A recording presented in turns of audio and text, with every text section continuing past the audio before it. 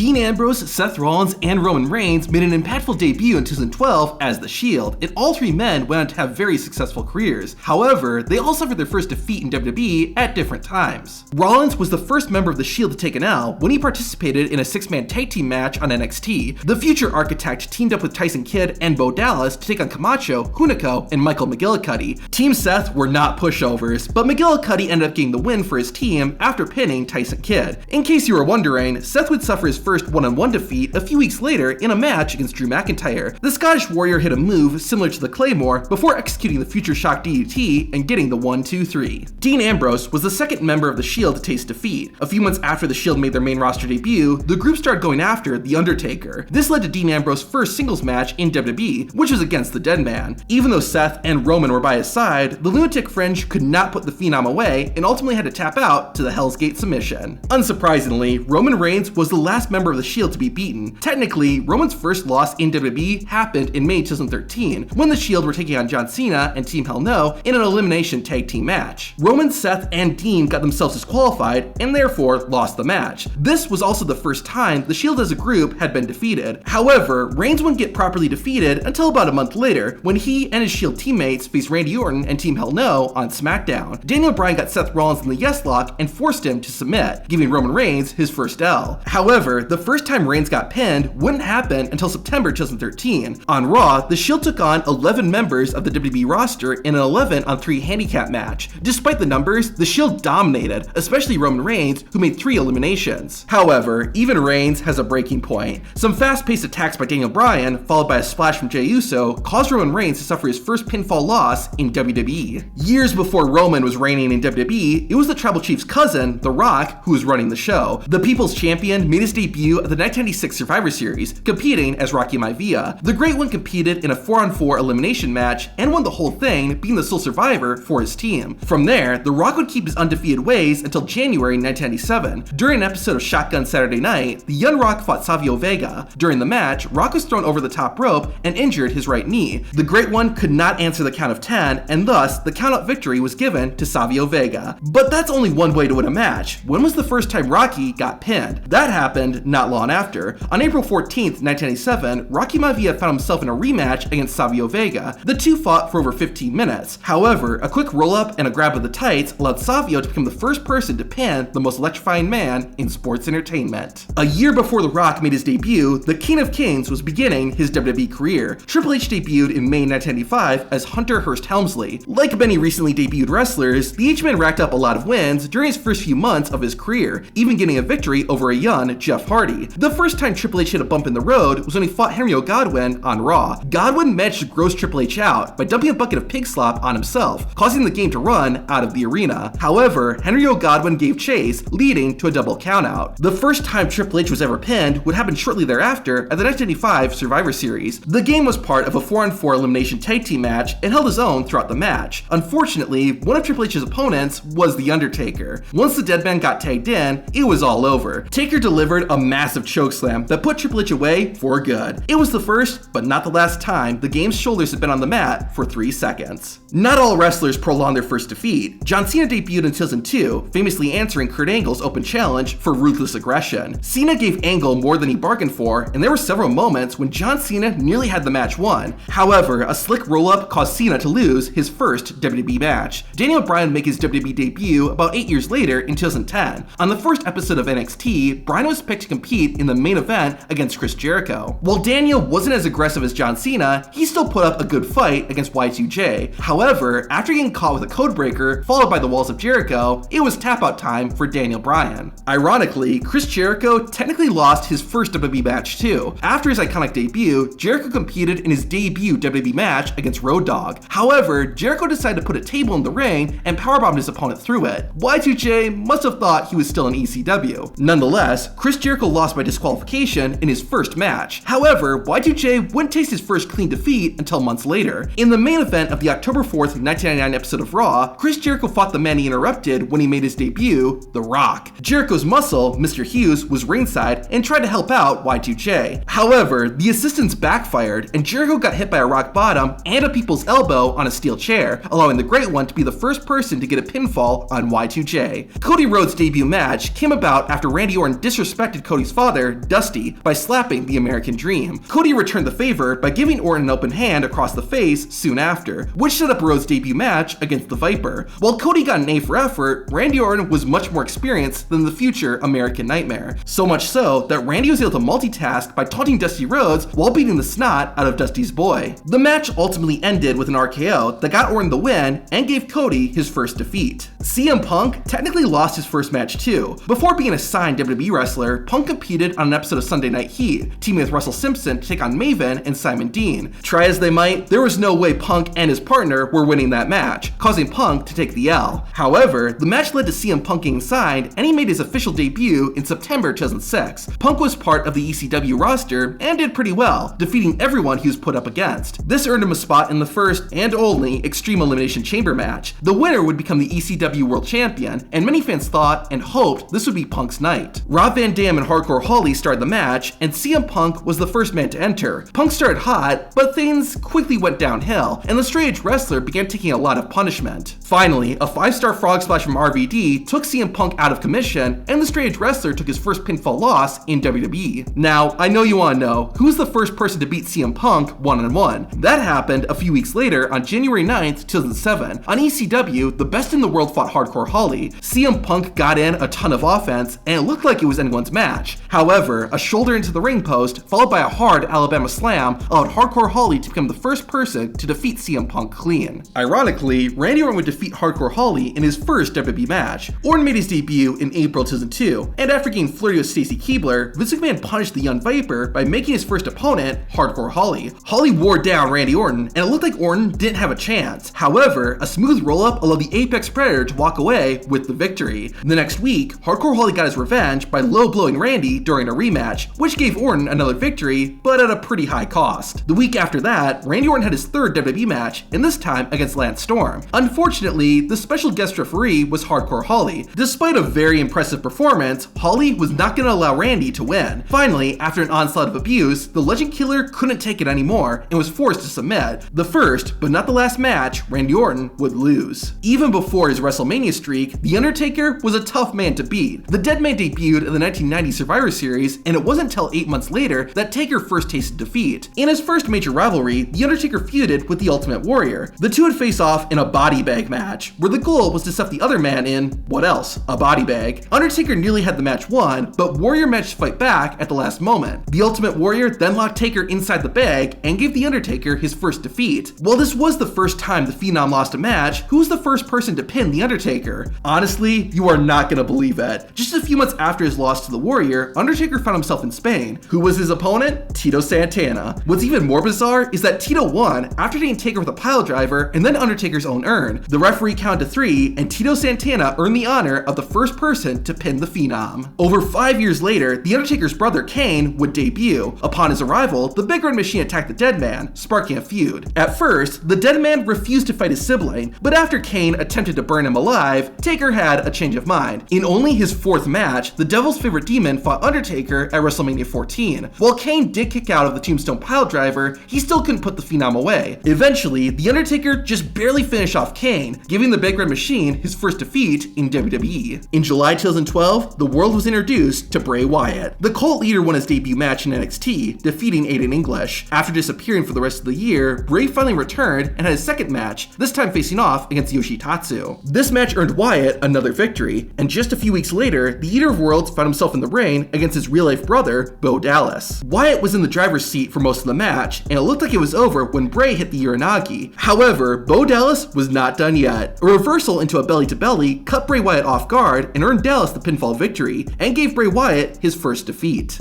A few years later, Bray, along with his followers Luke Harper and Eric Rowan, was joined by a monster named Braun Strowman. Strowman was a force to be reckoned with, but it was the rest of the Wyatt family that needed to pick up the slack. Strowman's first loss came less than 2 months after his debut. Braun, Luke Harper, and Bray Wyatt found themselves in a 6-man tag team match against Dean Ambrose, Roman Reigns, and Randy Orton. The Monster Among Men was a huge asset and absorbed a lot of punishment without getting knocked down. However, the onslaught of attacks caused him and Ambrose to collapse into the Timekeeper's area. This left Bray and Harper to take care of things, and unfortunately, a spear from the big dog caused Luke Harper to get pinned and gave Braun his first defeat. While this happened just weeks after he debuted, it would take a lot longer for Braun Strowman to get get pinned. After leaving the Wyatt family, Strowman would be on his own and started mowing down anyone put in front of him. Eventually, the Monster Among Men demanded better competition, which led to him being put in a match against Roman Reigns at Fastlane 2017. Even though he was the big dog, Braun Strowman still had his way with Roman, even putting Reigns through the announcer's table. However, the top rope would be Braun's undoing. Strowman decided to do something unusual and go high risk. It did not pay off, as he missed his target, which left him open to a spear. That was all Roman Reigns needed to become the first person to pin Braun Strowman. Speaking of big men, another iconic WWE giant is the Great Khali. Khali debuted on the SmackDown after WrestleMania 22, immediately making an impact by attacking The Undertaker. Khali would then go on to defeat the Dead Man a few weeks later at the Judgment Day pay-per-view. The two would have a rematch a few months later on SmackDown, and this time, it was a last man standing match. Since anything was legal, Khali's manager, Daivari, got involved. While this helped the Indian Giant, The Undertaker is the king of getting beaten up and then immediately acting like nothing happened. This made keeping the Phenom down for the 10 count next to impossible. Undertaker busted the Great Khali open, then hit him with 2 chair shots to the head and a chokeslam. Even Khali couldn't get up after that, and The Undertaker became the first person to defeat the Indian Giant. If you're curious who the first person to pin the Great Khali was, that happened about a year later. Great Khali had challenged the WWE champion, John Cena, to a Falls Count Anywhere match at One Night Stand. While it was a tough match, Cena managed to hit Khali with an AA off a crane and became the first person to get the 1, 2, 3 on the Great Khali. Speaking of Khali, one of the most violent WWE moments was when he squeezed Rey Mysterio's head so hard it caused Rey to bleed. If you want to learn the secret of how WWE did that, watch this video.